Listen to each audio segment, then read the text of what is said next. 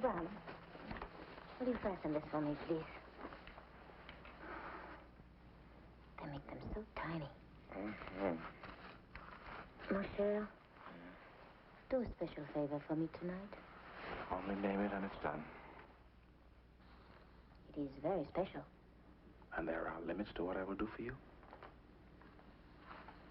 Yes, many. But they're all political, thank goodness. Just do not wear the handkerchief tonight.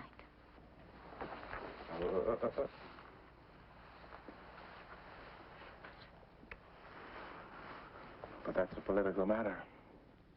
You are more than a leader of labor now, my darling. From tonight on, you cannot show partiality.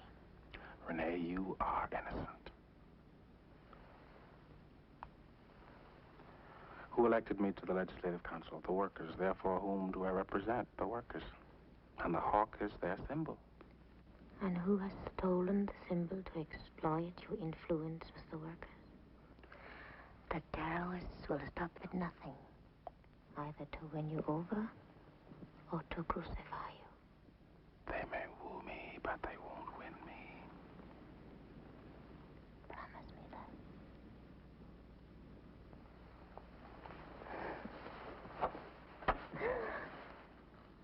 No. What are you up to now? Does my brother invite me to come in? They won't admit me by the proper door. Come in. I apologize to the not quite African wife of the new consul member. Gander, Who look. also is not quite so African as he likes to think. You come here to be thrown out of my house. I've been thrown out of the white man's school. If this is a white man's house, I expect to be thrown out. Kanda, work with your brother, not against him. Let him work with us. Tonight you go to the white man's government house because you've accepted a white man's job. What are you? An Uncle Tom? He was elected by Africans. He's elected by a handful of Africans who qualify for the vote because they're property owners. You think you represent the people? Well, we're the people and we didn't elect you. If you want to stand with Africa, stand with us. Listen. We're meeting again tonight, and I've been asked to bring them your answer. Will you stand with us? Will you fight with us? Get out of my house. Still no answer, my brother. My friends are growing impatient. Don't delay too long. There's very little time. Get out of my house, boy. Very little time.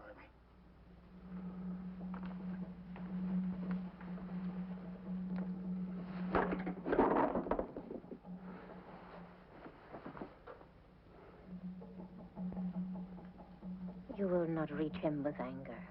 Don't tell me I shall reach him with love.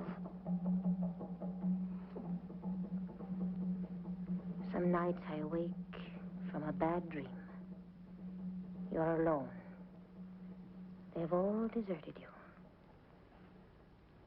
And I remember again the words of the proverb. Where then are your brothers? My eyes are wet, and I know I have been crying in my sleep, for it seems that you have turned even from me. I will never turn from you, Renee. And in my anger and in my impatience, do not turn from me.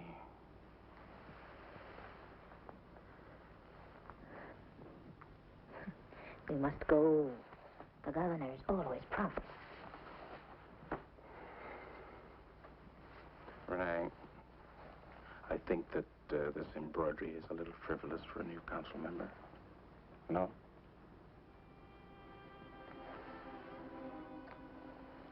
Yes.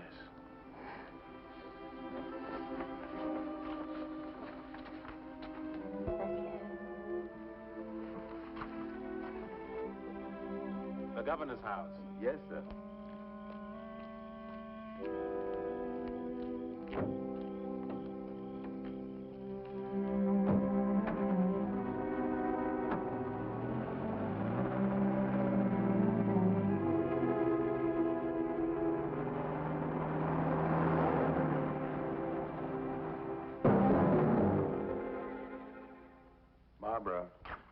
Yes, dear.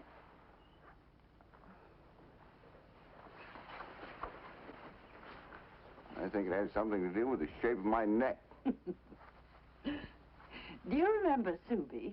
Indeed I do. That was, oh gosh, that must have been 20 years ago. Shanghai. She was embarrassed all one evening because your tie went straight up and down. You were younger then. Went in for bow ties.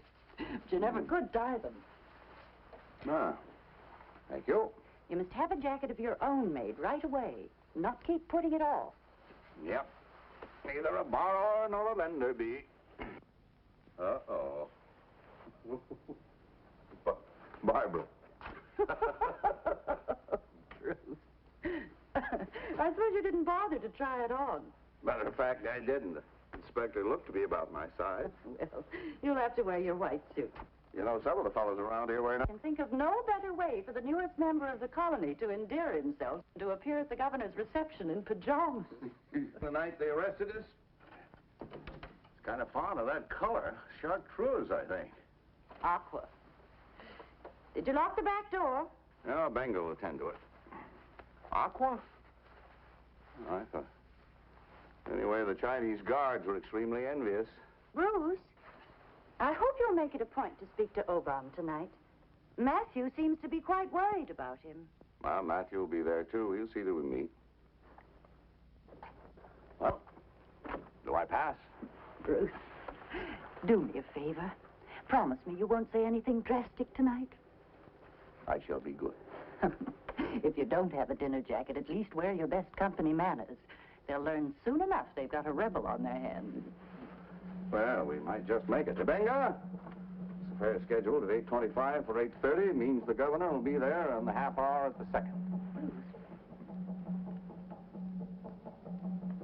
Just some celebration, most likely. Good evening. Evening, Benga. Evening. Please be sure everything's locked, eh? Inagotako? Odimma, Mr. Craig. MS Kandu. Catch it, boy, Benga. Catch it for Mrs. Craig.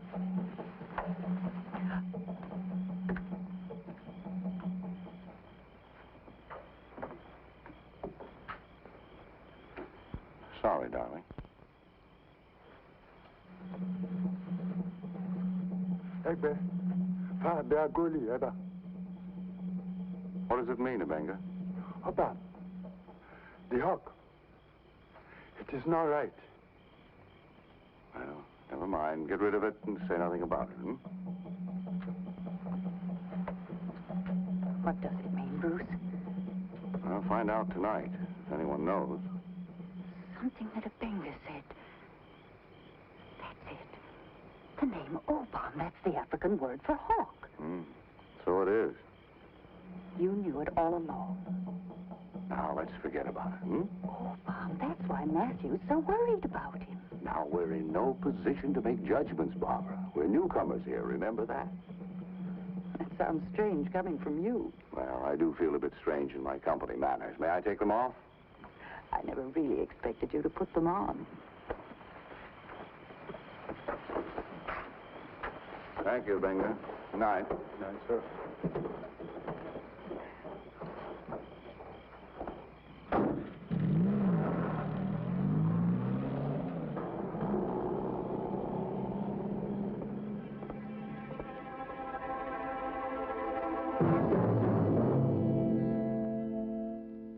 After all, they were here first.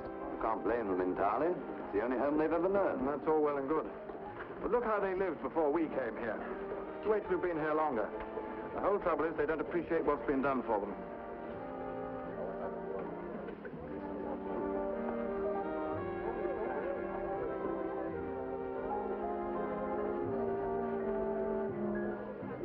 A lot of nerve is being here.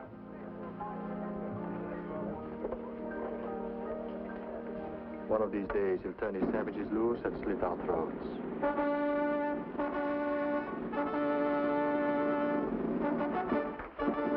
Right on the second. Ladies and gentlemen, it is my pleasure to welcome all of you, and especially our honored guests, the newest members of our Legislative Council. Please.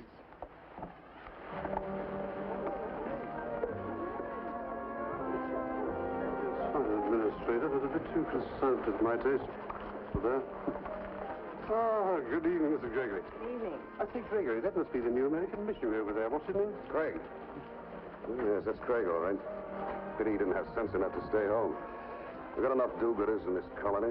Oh? Now, if Craig and his kind hadn't taught these Africans how to read and put ideas in their heads, we wouldn't be having this trouble. Oh, come over, Gregory. People get ideas one way or another. What do you say, Inspector? I beg your pardon, Tom. What do I say about what? Gregory here thinks it's dangerous to educate the Africans. Much more dangerous not to. But then we don't see eye to eye about several matters. Now, someday you fellas will wake up to the fact. The most dangerous ideas these Africans have, they got from the church. Equality of men before God, brotherhood of races. Rubbish. The church doesn't believe them itself. From man's point of view. Now, look what happened to Orban. He was the pride and joy of the church. And then he got too vocal about some of their pet ideas.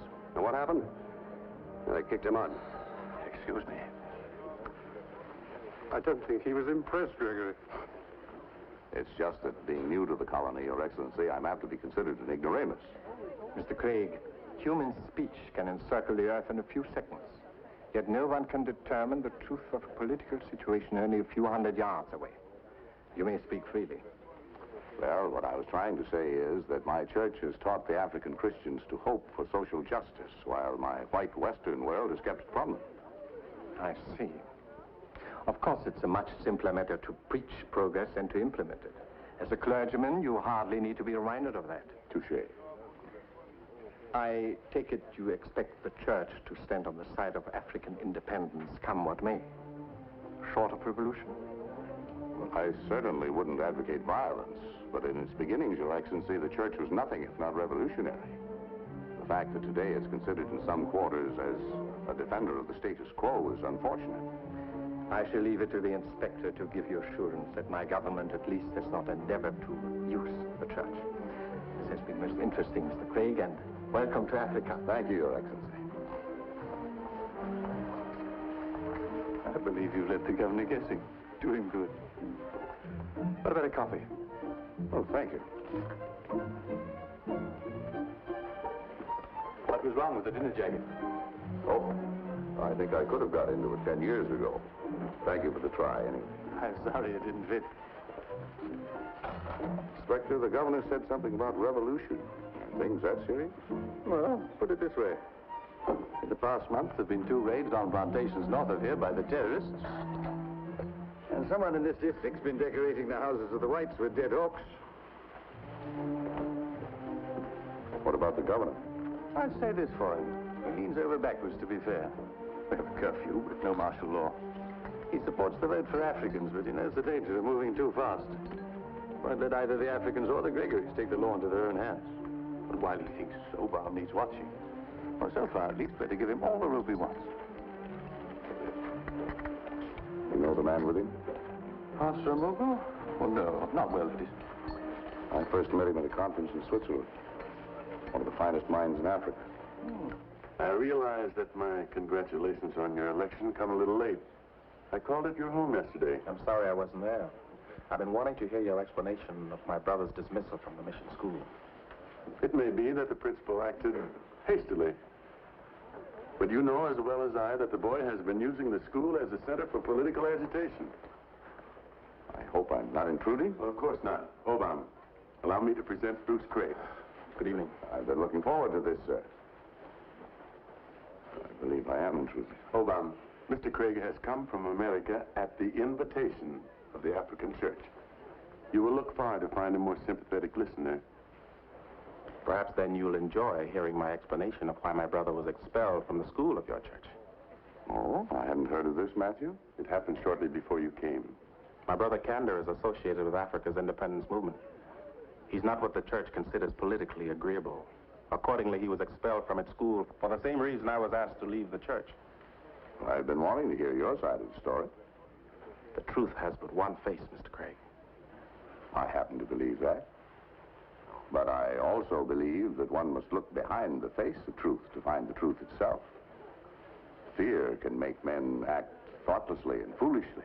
I've been afraid. Doubtless you, too, have been afraid. I can assure you churches often have been afraid. The church that would claim my loyalty must not itself be claimed by fear. With that, too, I can agree. This will be news to you, Matthew.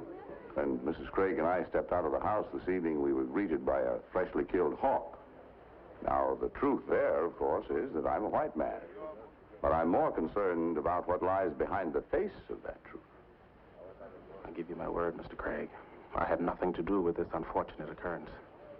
I hope you believe me. I do, and I didn't mean to imply that you were associated with the incident. My opinion of you, sir, is based solely upon the esteem in which Pastor Amugo holds you. I am sorry to interrupt, but I'm afraid His Excellency would like to see my husband. Mr. Craig, my wife. How do you do? Pleasure. Welcome to Africa. I'm looking forward to meeting Madame Craig. She'll be happy to know that. Obama? Excuse us.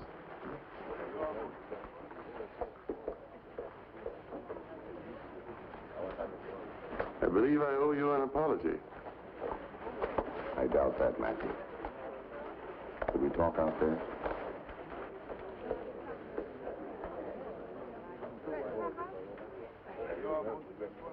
I should have told you about Obam's brother. Does not help matters any that Obama himself was asked to leave the church. Are the communists really supporting his union? They support any cause that will serve their purpose. Obama has denied personal connections, but still they campaigned for him.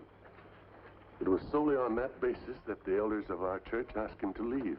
But you're not happy about it, are you? No, we were wrong in dismissing him.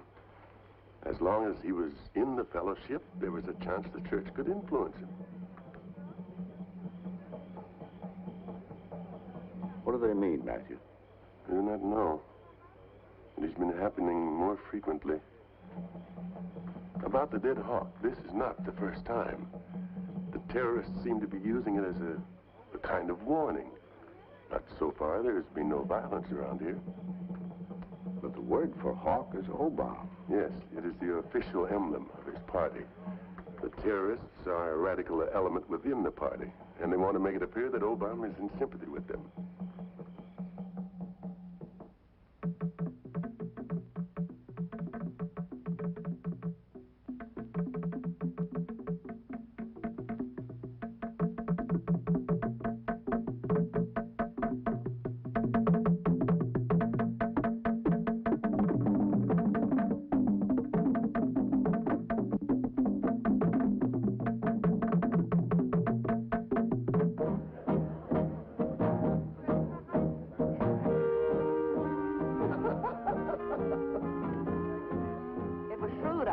My dear, now that you've seen the inside of Government House, you'll be able to plan the changes you will so surely want to make.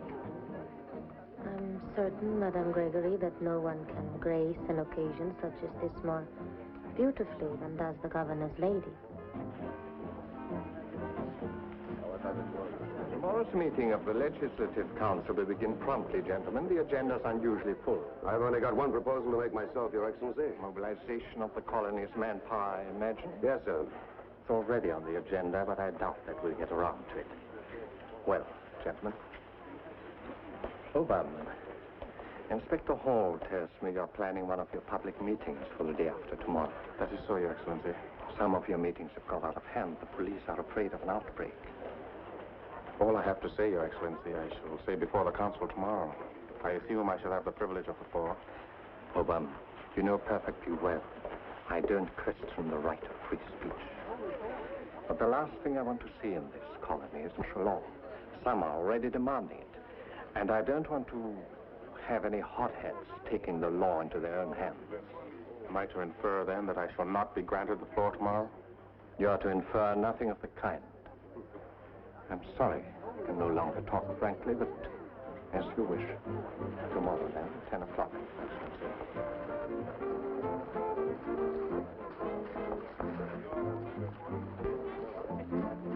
Obama's election to the council is quite an achievement, Rene. I know he's a university graduate, but still, it's quite a triumph for an African. Don't you agree? I must remind you, Mr. Gregory, that I am African, too. Are you? I'm aware of the notion that African blood is thicker than French, but, well, I've never put much stock in it. Certainly not in your case. You're making this rather difficult. I don't see why. Personally, frankness could make a lot of things easier. Let's go.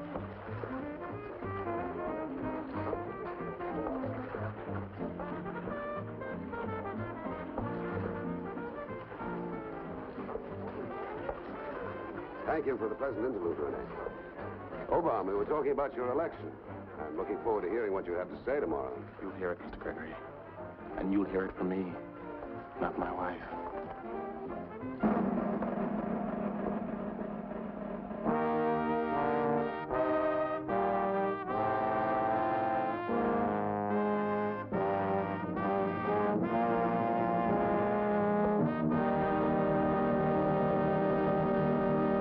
A raid has just been reported, Your Excellency. The Collier place.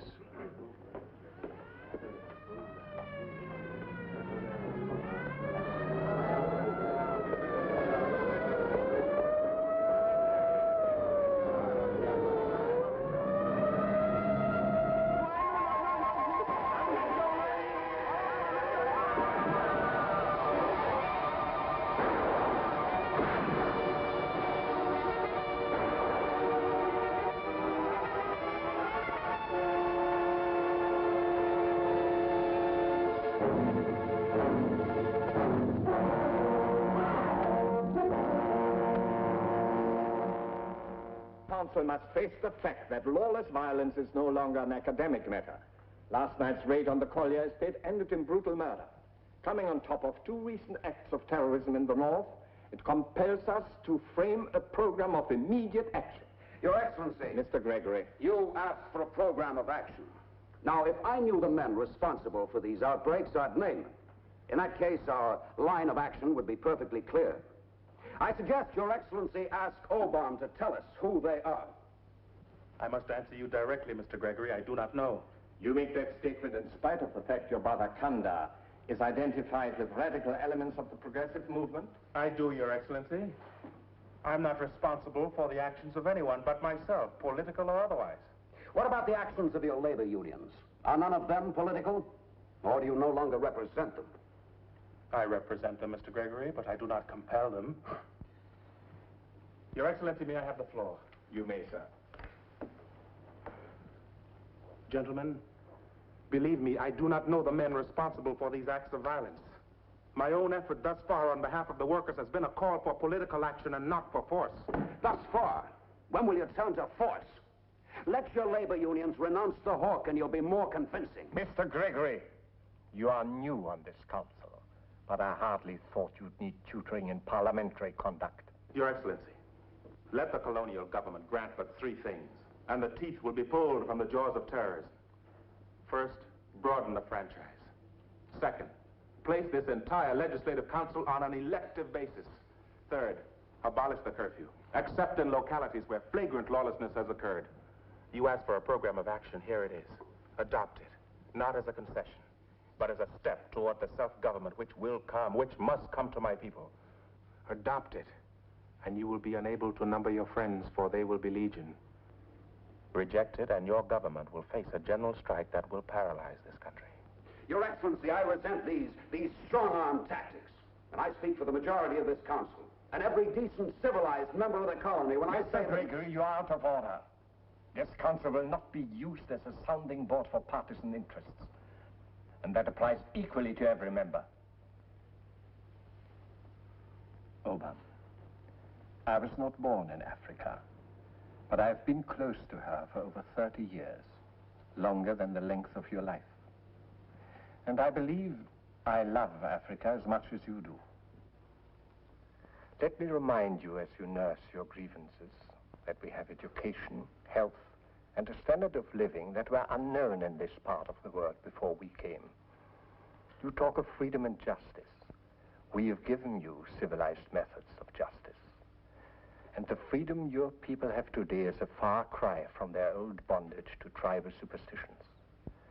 Until the present emergency, they were free to go and come as they pleased. Your Excellency, it is not that my people want merely to be treated freely or to move freely. My people want to be free. The history of their captivity, whatever its incidental benefits, burns deep. Only name a date for freedom, Give us a timetable for independence. Set a date, any date at all. And we will work together toward the day when this country shall again be free.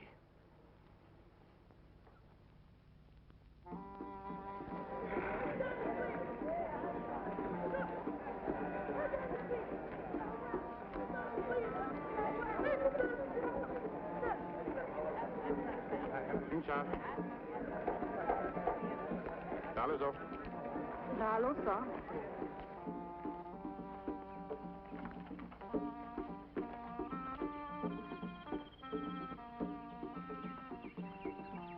no.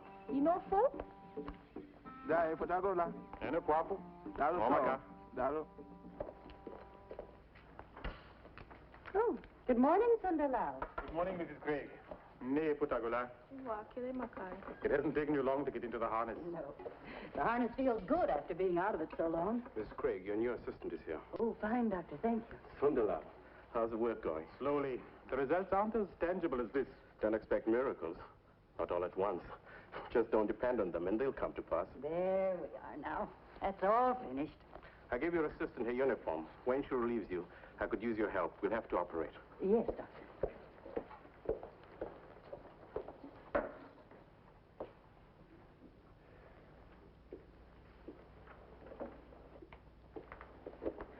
Good morning. Morning. We haven't met, but I want to say that I wish your husband well in his new position. Thank you. I'm sorry. This is Sundar Lal from the church in India. He's come at the request of the African church to work with us. Not here at the hospital, I'm sorry to say. I wouldn't be of much use here. I work at the mine, which accounts for the way I'm dressed. I had hoped to see Mr. Craig. He wasn't at the house. He's visiting one or two of the schools. And that usually means he's away for the day. Can it wait? It may be important. Well, I think we can get word to him. Thank you. Goodbye. Bye. Oh, Martha. Rennie, this is Martha Okubu.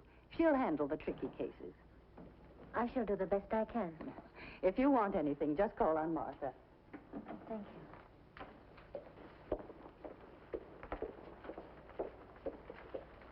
Kedu. Odini na inyo yun sobu. Azum.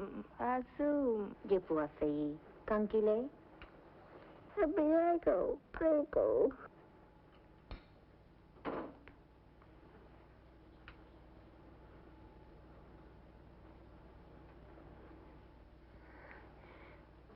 Odiron jorini. Agigay di seike. Weme kauna. Dalo, sir.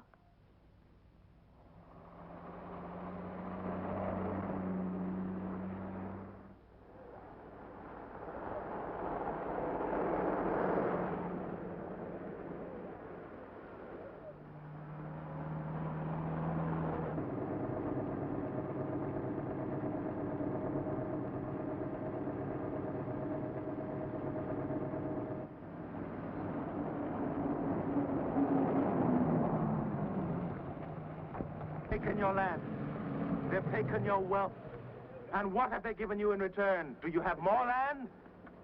Those of you who once plowed your own fields now work the land of the white planter. For what? For a white man's salary? Do you have more wealth? Those of you who work in a white man's mines, what is your wealth? Is it the few coins you receive at the end of a week's hard labor? Is this your wealth? If you are Africans, listen to me. If this is your country, listen to me. If this is your land, listen to me. Yesterday, I sat on the white man's council. Yesterday, I asked for 3 small words. I asked that men be allowed to vote who have no land. I asked that you be allowed to elect the men who govern you. I asked that the curfew be ended so that we may walk in this land of ours at night as free men walk. If these requests had been granted, there would be no need for a general strike. He did not grant those requests. To every one of them, he said no. To you, he said no. No, no. What then shall we think of the white man? Shall we believe that he wants us to have our land? No! No! No! No! No! Shall we believe when he promises wealth? No! Shall we believe that he intends hands to set us free. Wait, my friend, wait. You must listen to me. There's another side to this. I got your way. I got your way. May I speak to them? Naduna Joe! Naduna Joe! Listen to me, my people. Much of what Obam has told you is true. Some of the white men have taken our land, but others have built our schools. Some have stolen our country's wealth, but others have helped us fight the tsetse fly. They have given us hospitals and healed our bodies. It's true that some would deny freedom to us, but others have given us the word of God, that we may be freed from the jungle swamps of fear and sin. Obam has spoken truth, but it is half-truth. Be careful, my people, lest for half-truth you give yourselves to violence, as some have already done. For those who achieve in violence are fit only for rule by force.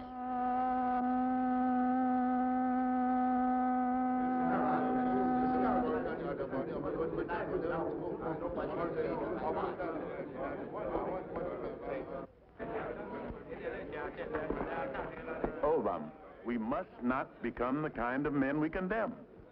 How do we justify ourselves if, hated because we are not white, we return that hatred simply because others are not black? We are working for a better tomorrow than that. Roger! Today, some of our children, many of them, are being trained for that tomorrow. And they are being trained in schools that were founded by white men and are maintained largely by white men. Hello. Where did you get your dreams? Where did you learn to hope? Come with me. I must go to town. Good. It's on your way.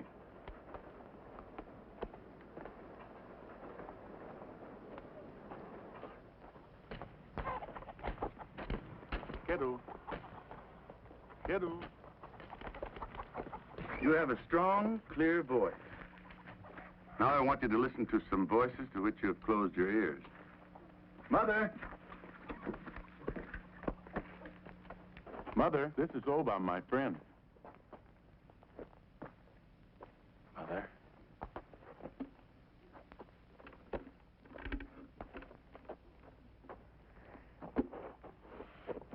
It is easy to be impatient, but remember this. When the first missionary came to this part of Africa, my mother was already a young girl. Is it not so, Mother? When the white missionary came, you were standing tall? Look at this picture. What do you see? A cross. What else?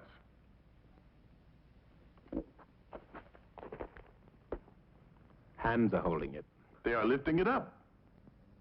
Brown, black, yellow, white, the hands of all men. This is a fantasy. It is reality, my son.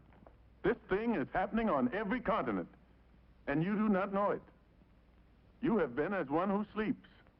Not all of us have kept pace with the changes about us. That is our tragedy. It's not that we lack vision, but that our vision outstrips our daring. Always we drag one foot in the past. You speak for the old way of violence and hate, and you think you talk of revolution. Well, I tell you that a greater and more profound revolution has already taken place. In spite of the faltering of his church, Christ has taught our people that they are equal with others before God. Whether the world likes it or not, people are on the march here in Africa and all across Asia, and they will not be stopped. But the direction they take will be determined by men who lead. I pray that they be men of God. And where are such men to be found? In such places as this, my son. Obam, the church to which I give my loyalty is not this small group of men who have turned their backs on you and your brother. I should not still be serving the church if I had deserted because of short-sighted men in our midst. My church is a great company of 700 million Christians across the earth. The living church, of which you and I are a living part. Shall we, whose measure is the measure of man and not of the beast, return to the law of the beast? Our times call for men of noble vision and the courage to make the dream come true.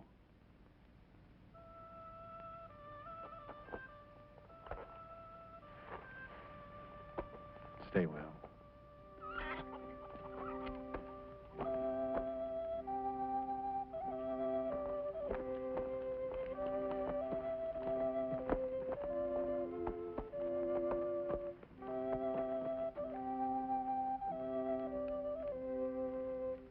Naba. No. Naba.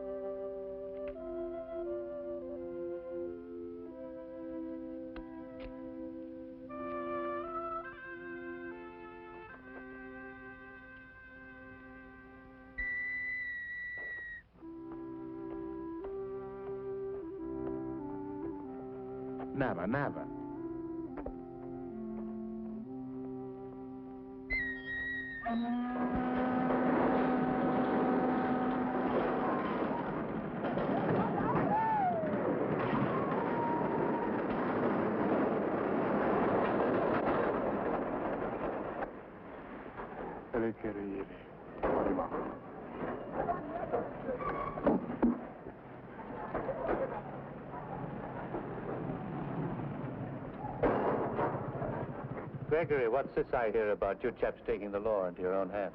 Well, Inspector, a few of us out here with our lives and investments at stake decided to protect them. You boys always arrive a bit too late. You can tell your friends the first one to try anything will be shipped home on the next boat. You mean if you have anything to say about it, which you don't. Look what happened to Jim Collier. Police cars roaring through the hills, sirens wide open. A big show. The trouble was, Inspector, Jim's throat was already slit. We've got a constitution in this colony, and we're going to see you abide by it. Keep that in mind. Save your heroics. And your skins. Sunderlau! Thank you.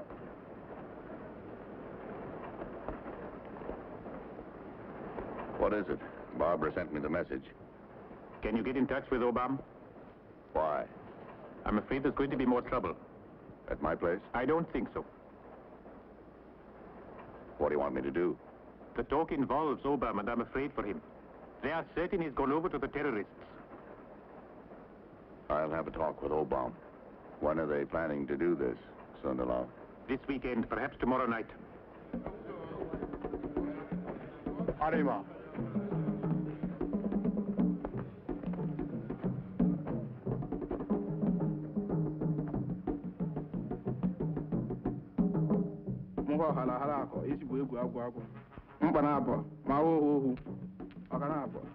Kanda, listen to me. You are far beyond all this. In my country, there are 10 million Christians who share a faith that is greater than this faith, and a stronger bond than race or country. You will see. This pattern of superstition and fear belongs to Africa's past. What are you creating for her future? If you ever need help, let me know. I mean it. No matter what the circumstances, please call on me. I want to be your friend. Try me. Try me.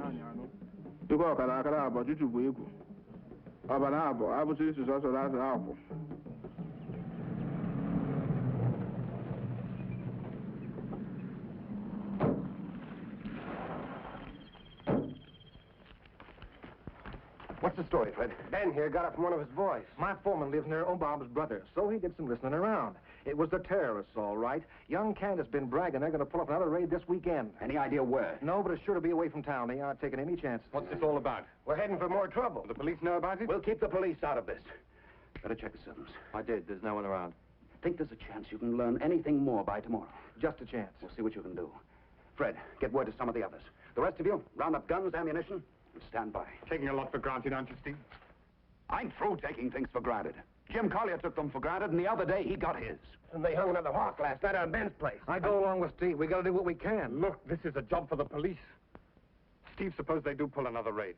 What good will personal revenge do except pile vengeance on vengeance and give the poor devils cause for new revenge? You can't break a cycle of injustice that way. College boy. I think you're afraid. Or maybe we all are. I'm scared and I admit it. What in the name of heaven have we ever done that we should expect them to lick our boots? God knows we've got good reason to be scared. But God also knows that your answer is no answer at all. It's a retreat into the dark ages. Finished. You can go back to your books. Right, you men, get going. Listen.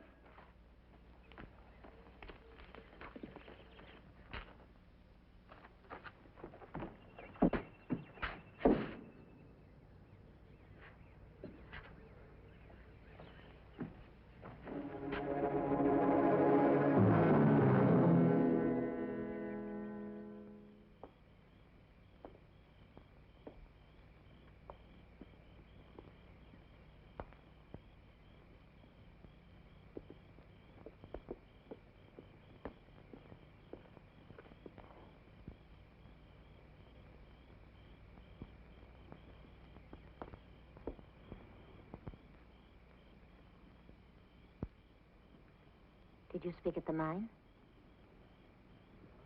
I spoke.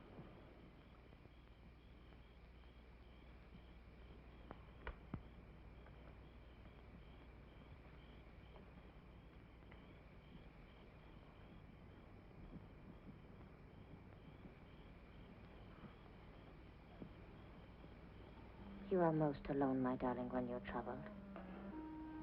Let me share your loneliness. Go back to your book, Renee. There are happier thoughts there than those I have to share with you.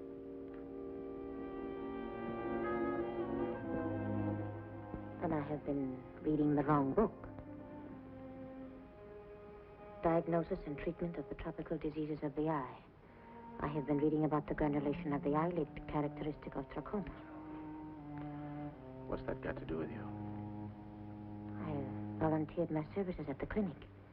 There's much I have forgotten. The white man's hospital.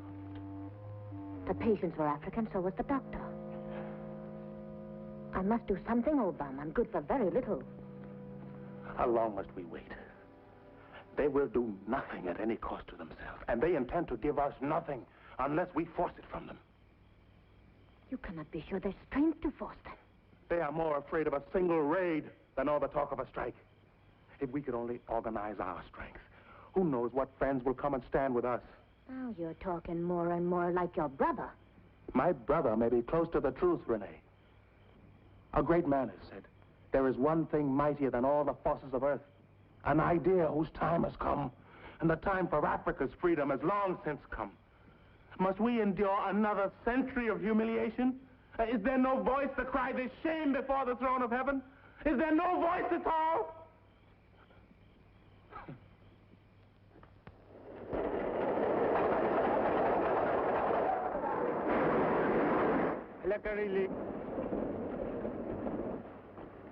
Lubano, ano? Ngwa.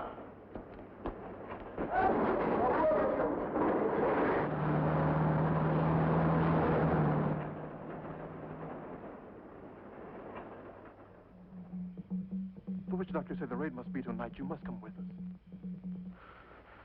You're wrong. All of you.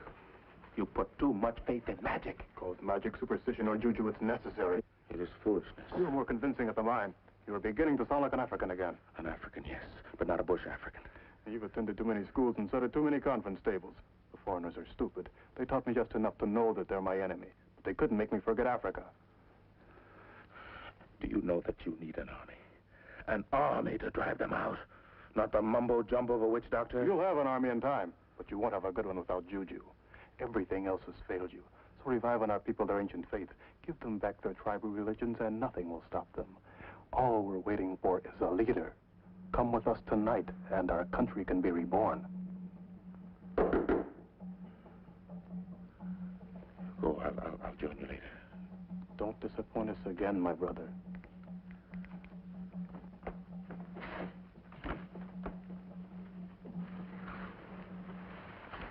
Who is it, Beakley?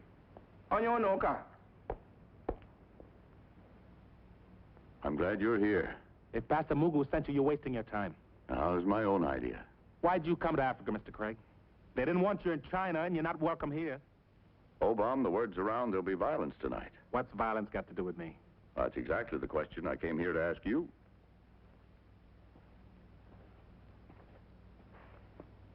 Very well.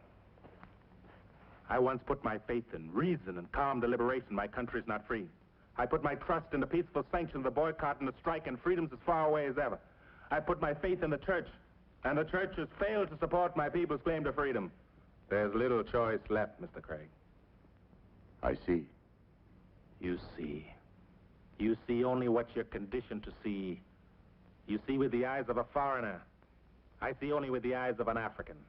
And we can never have the same vision. I wonder.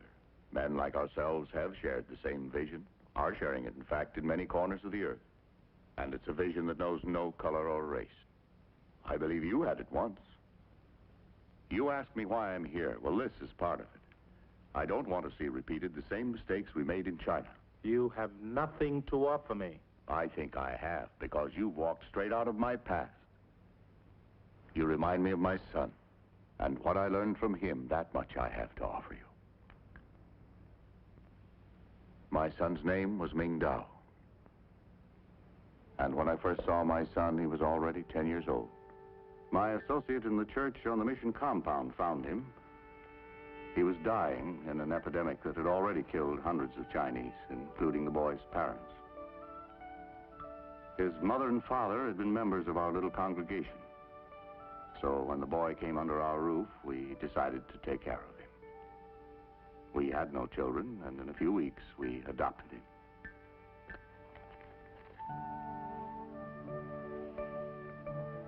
Ming Dao accepted me readily as a father, and I loved him as my own son. Ming Dao grew up in the mission church, but it was never really his church. Dr. Lin knew what was happening long before I did.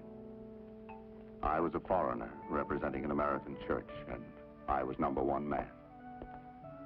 3 years later, great political changes were taking place in China.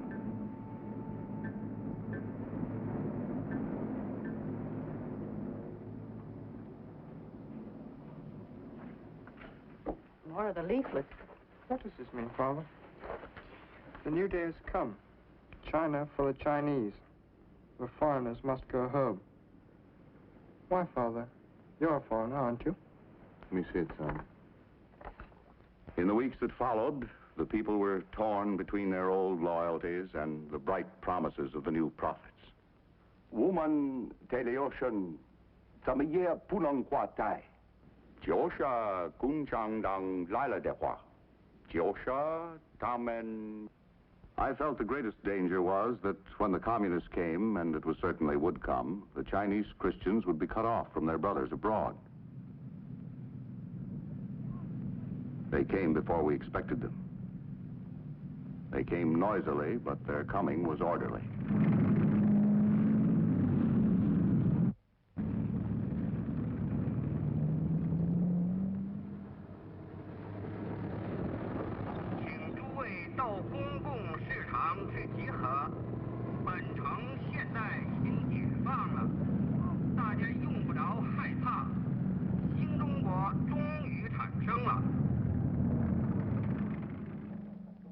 Changes were made gradually at first, then the new regime took over with a vengeance.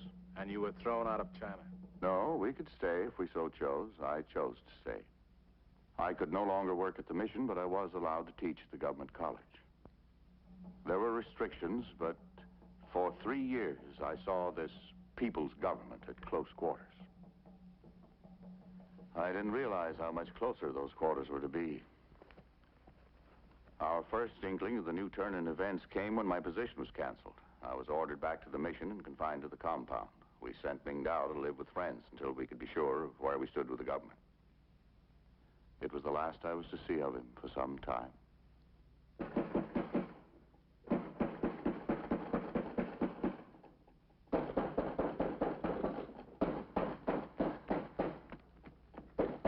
Yes, who is it? The police! Open up! Barbara, get dressed. John, Do not make a disturbance, Mr. Craig. You are under arrest. Hands off! You won't need those. Quiet! Stay where you are! Bruce? You, Mrs. Craig, remain silent. Better too. Is Mrs. Craig under arrest, too? Certainly. Try not to worry, Barbara. I'll be in touch with you. If you just let me get properly dressed. That will be taken care of. Let us go. John, when we've gone, please get word to Ming Dao. That will be quite impossible. Let us go up. How? You will answer, are you? I doubt if there's enough light in here for a good picture. We do not need your advice. Quiet down.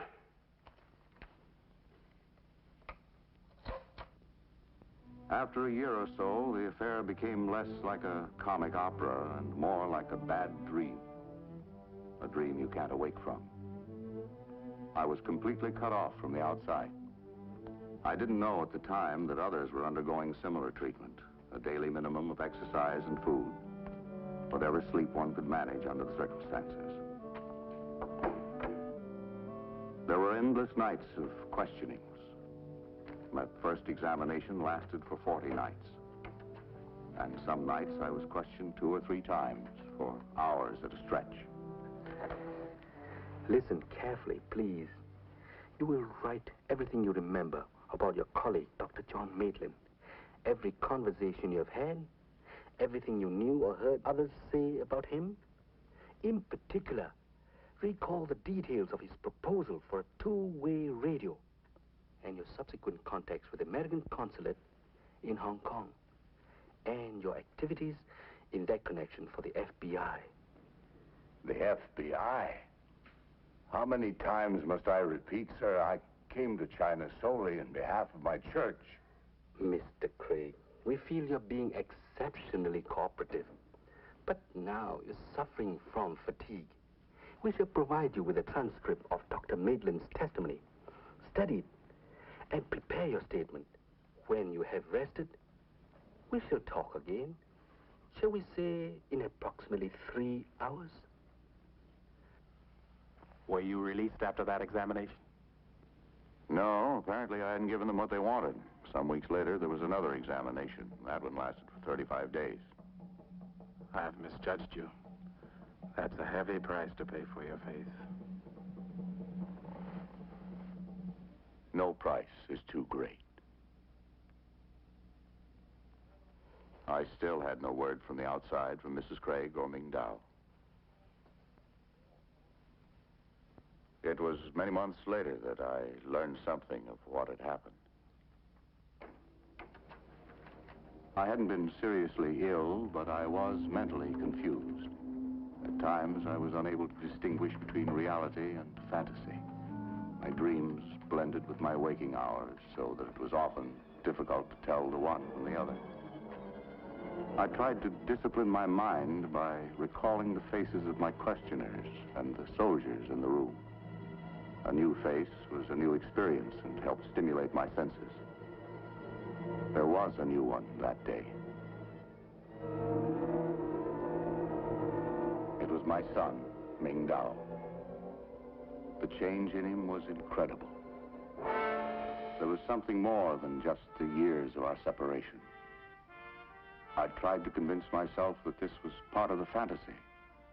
That night, I knew it was real. My son. You became my father.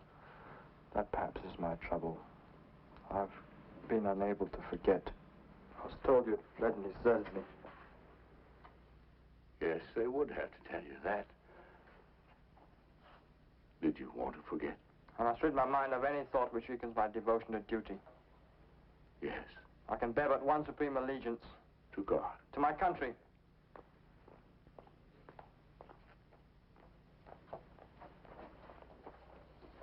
You must confess. The judges are impatient. Will you confess? No. Why? Why will you not confess? Because, my son, the charges are not the truth. What do the details matter? Of course they're not all true. Even in this matter of the wireless, I know the testimony is false. But there is truth in some of the charges. Ming Dao, if they promise to set me free tomorrow, I shall tell the truth.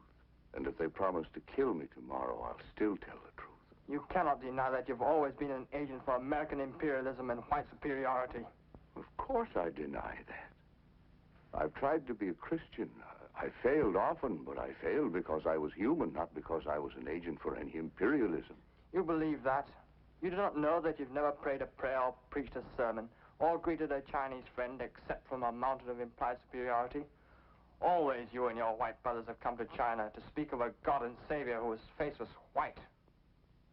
Ming Dao God knows no color, neither does his church. What's happened, my son? Who's taught you this? Together with the people of our village, you built a church, in whom was legal title vested. Funds were received and collections taken. Who administered the money? Appointments were made to places of authority in the church. Who made them? You called in a Chinese home. Who occupied the seat of honor, and why? Because you were a finer, better man than the Chinese guest who was also there? No, because you have a white face, the gift of a white God. My son, I failed you. But remember, Christ has not failed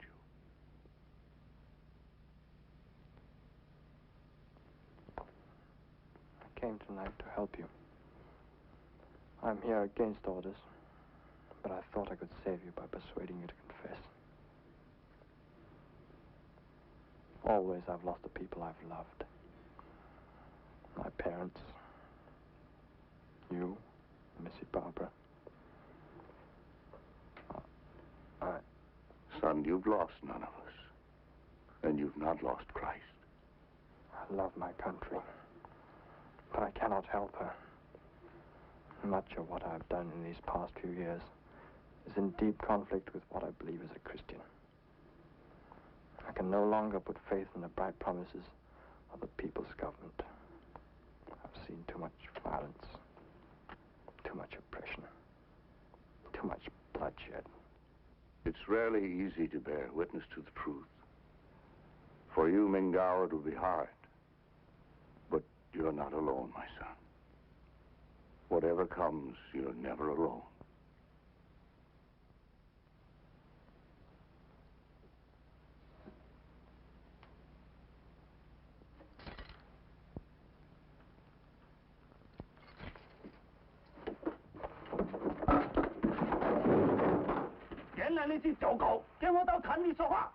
Ming Dao,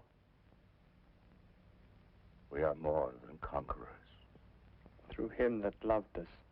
原来你是走狗，跟我到坛里说话，出嘴，带下去，你要命不要？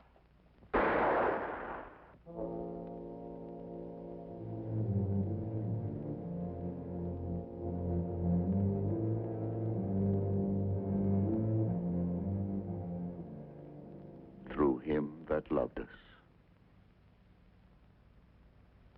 It's been 5 years since my release, and I've tried to keep paramount in my life the lesson I learned from my son. It's this: the greatest gift one man can give another is Christ. But the giving is not enough. The Chinese Christian, the African church must know that Christ is theirs. The gift is their very own, to hold and to give again. Because I didn't understand, I failed my son. By God's grace, I'll not fail you. More than conquerors.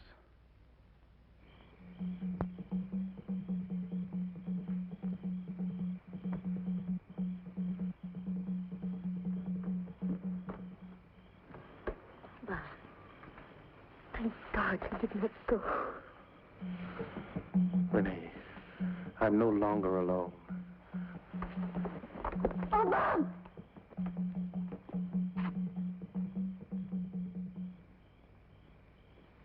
Very much afraid for him. Something is terribly wrong. Where will it happen, Renee? If you know, tell me. I'll do what I can.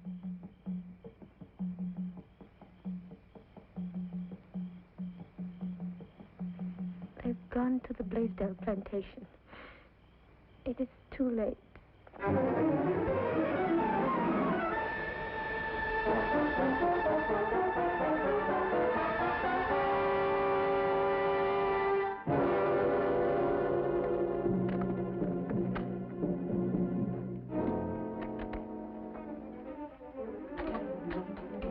Please let me see Mr. Gregory. Please, I must talk to him. Mrs. Carter. Mr. Gregory, you must let us get out of here before it's too late. Mrs. Carter, you must get upstairs and keep quiet. Overhaul, get them up there, and quickly. All right, now all go back in the room. You'll be quite safe.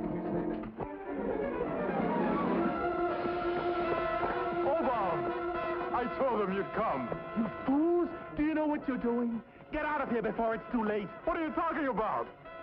Tanner, take me to your leader. He must stop them. Don't listen to him. Tanner! This man is not our friend. He has betrayed us. He is no longer my brother, Bob. Tanner! Wait! Here's a spare for you, Ben. Okay, Jeff, you load for him. Right. Now remember, the second I throw the switch and the floodlights go on, let them have it. George, get upstairs, cover the balcony. Right, Steve. Look, Steve, the women are terribly frightened. You should have sent them into town. So the Wogs can call it off and come back some other night when we're not so lucky to know about it? How about the servants? They've all run away. I think you're dead wrong, Steve. What would you do about it? Maybe 50, 100 bloodthirsty Africans out there, ready to sack this place. Exactly what would you do? You should have notified the police. There may still be time. Any other suggestions, Overholt? Preacher, get away from that door.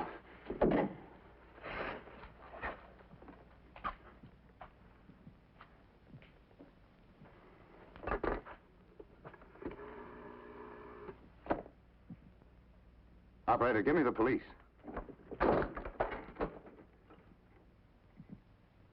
Steve, you won't solve anything by taking the law into your own hands. You're deliberately baiting the Africans. This is a vicious trap.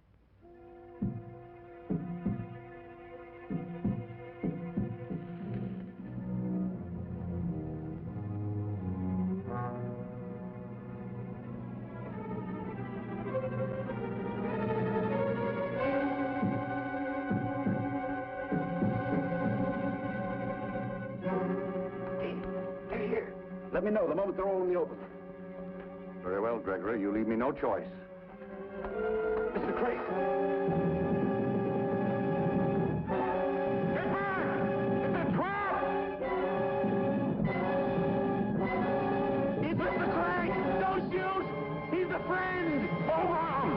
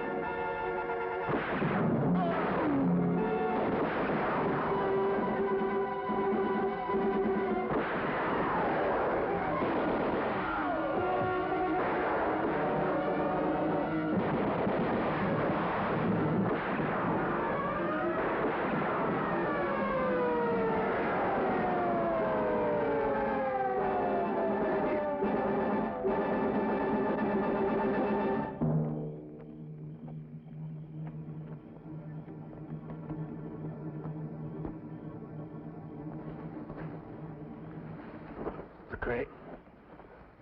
Oh, through him that loved.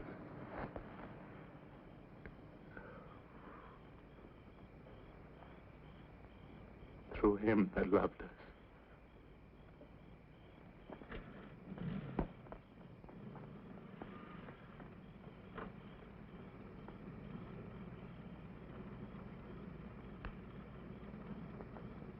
Double the guard on him.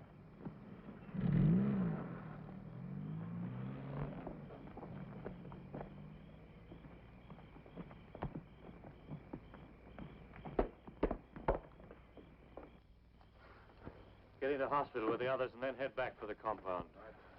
Oh, that's taught the devils a lesson they won't forget. Just a little bit too late again, Inspector. Go away, Gregory. You've done enough damage for one night. I don't think I like that remark, Inspector. No, I don't suppose you do. How do you like that? I want all you men at headquarters tomorrow morning at 10 o'clock.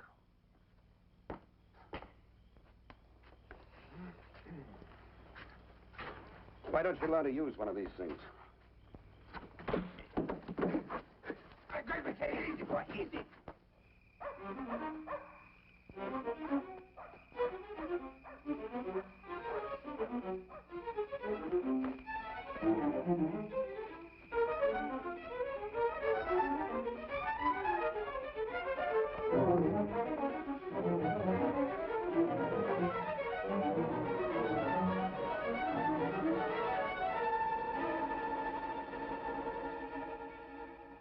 No matter what the circumstances, please call on me. I want to be your friend. Try me. Try me.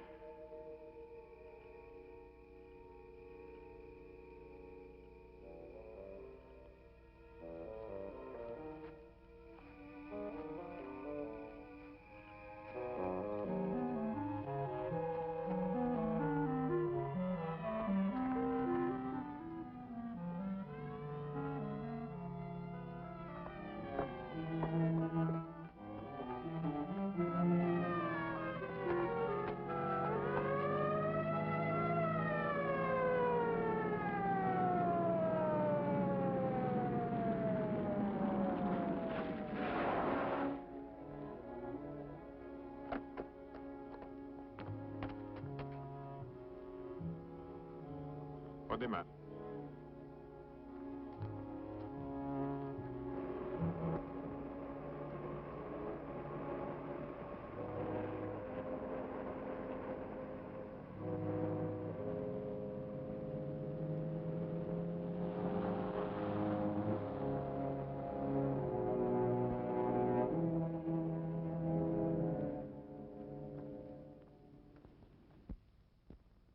My people, our church invited Bruce Craig to come to Africa to join hands with us and to share with us his rich experience in another land.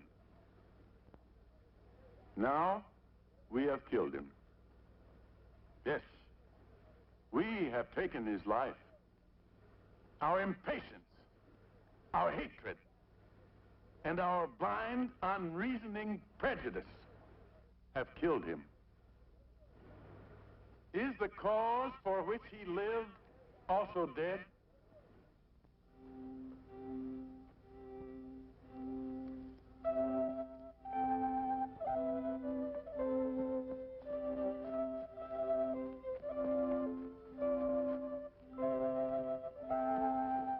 Vous allez voir.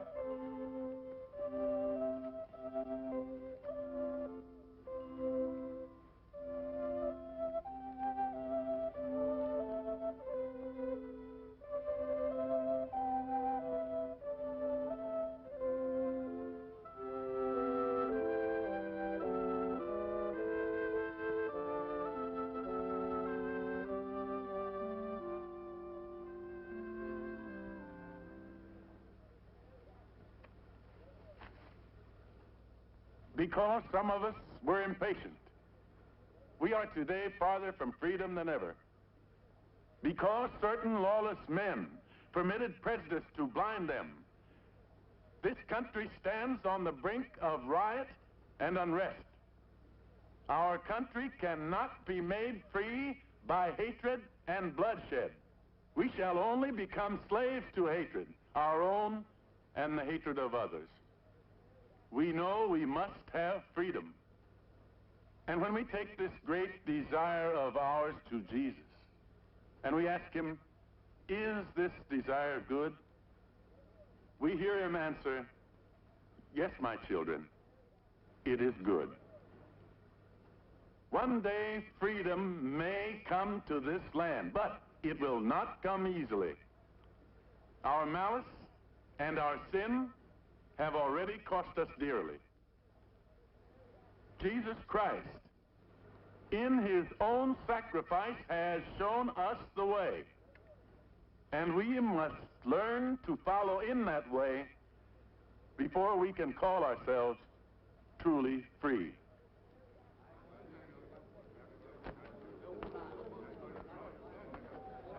Aubin! Aubin!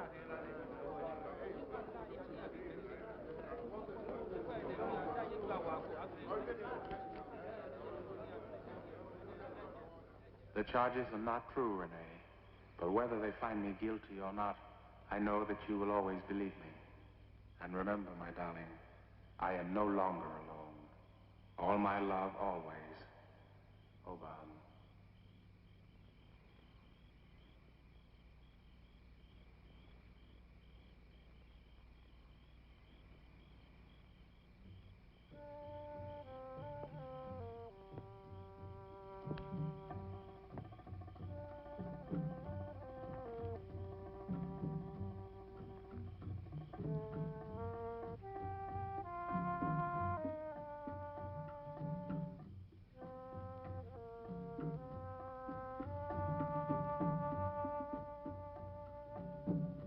This man is mine, and though he's far from me, his love will always be my guiding star above. This man is mine, no force can tear apart two lives that share one heart and one eternal love.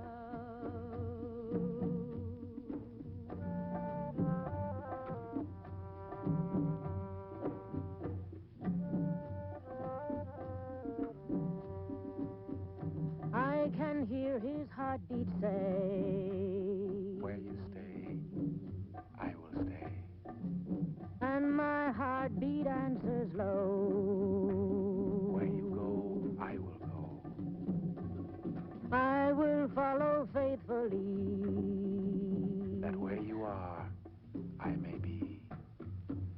and heaven above will guide my love to me.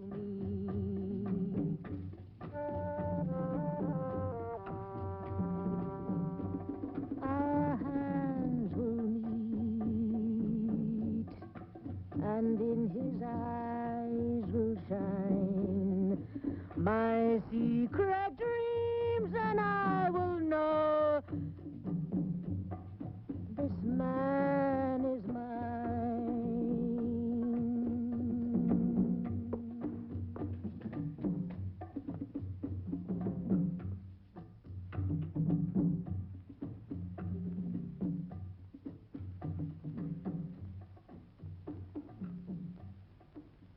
Sam's been given a separate hearing. The governor's leading out a banquet, to be fair. I hope he's not making a mistake. Is it true that Urban's brother is going to testify against him? Yes. Why? To save his own neck. It's as simple as that.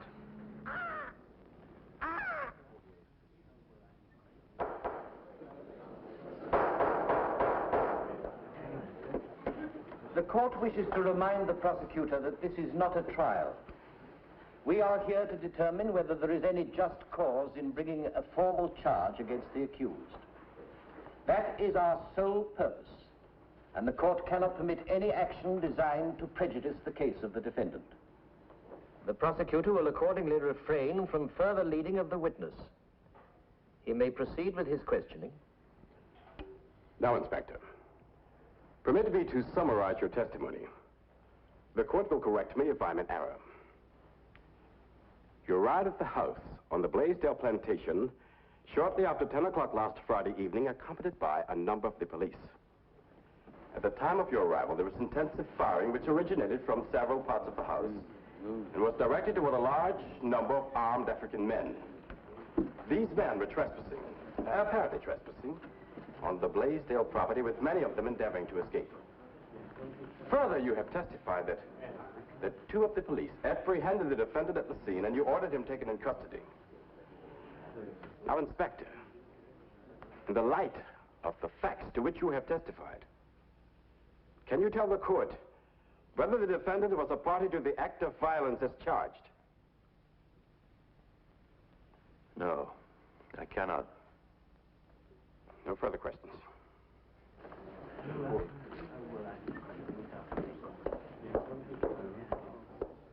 If it please the court, I wish to call one more witness. A witness whose testimony will be conclusive. I call the brother of the defendant.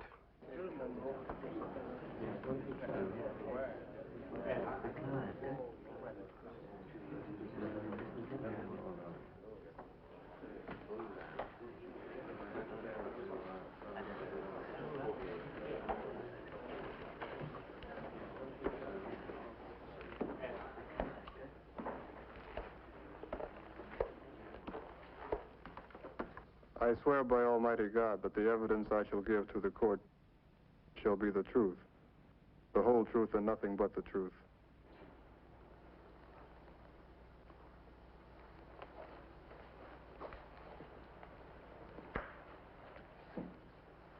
What is your name? Kanda, son of Ela. Do you know this man? Yes. Tell the court the relationship between you and the defendant.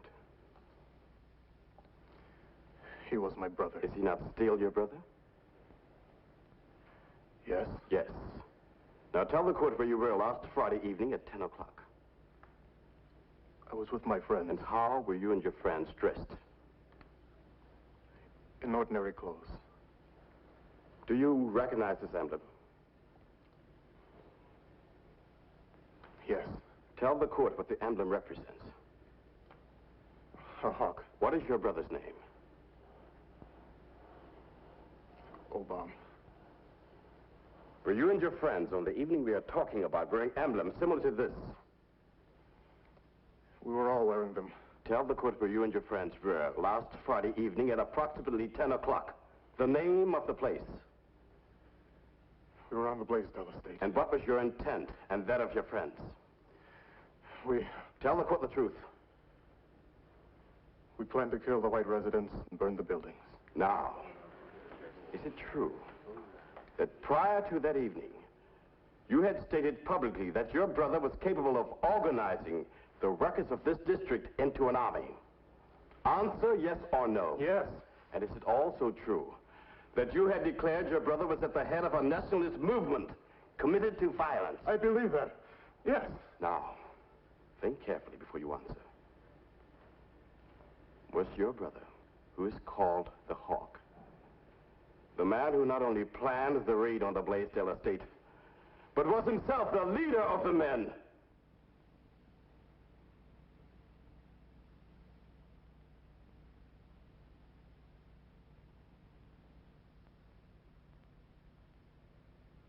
No. My brother had nothing to do with it. I was mistaken. He has never been one of us. He came to the Blaisdell estate because he is my brother.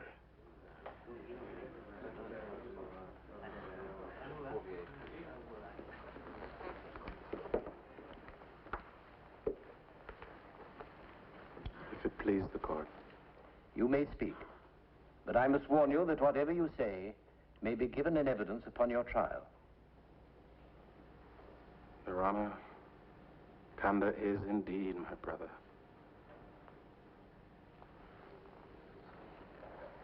And I know now that Bruce Craig was my brother, too.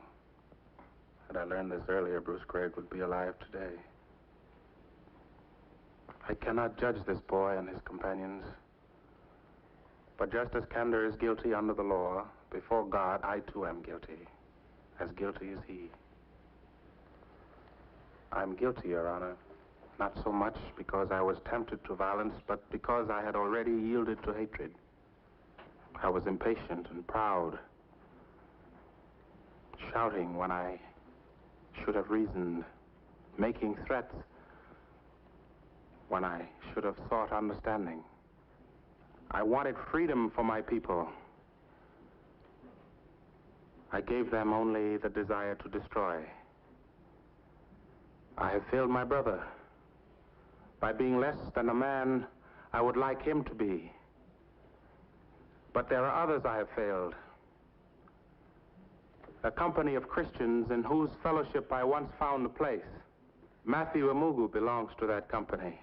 So does Sanda Lau and Inspector Hall and Mrs. Bruce Craig, and countless numbers whom I will never meet or know. God grant that I will work with them toward our country's freedom in love and understanding. It is possible for a man to walk as a stranger in this land, alone. And the African will ask of such a man, "Where then are your brothers?" They will not ask this of me again. For I am no longer alone.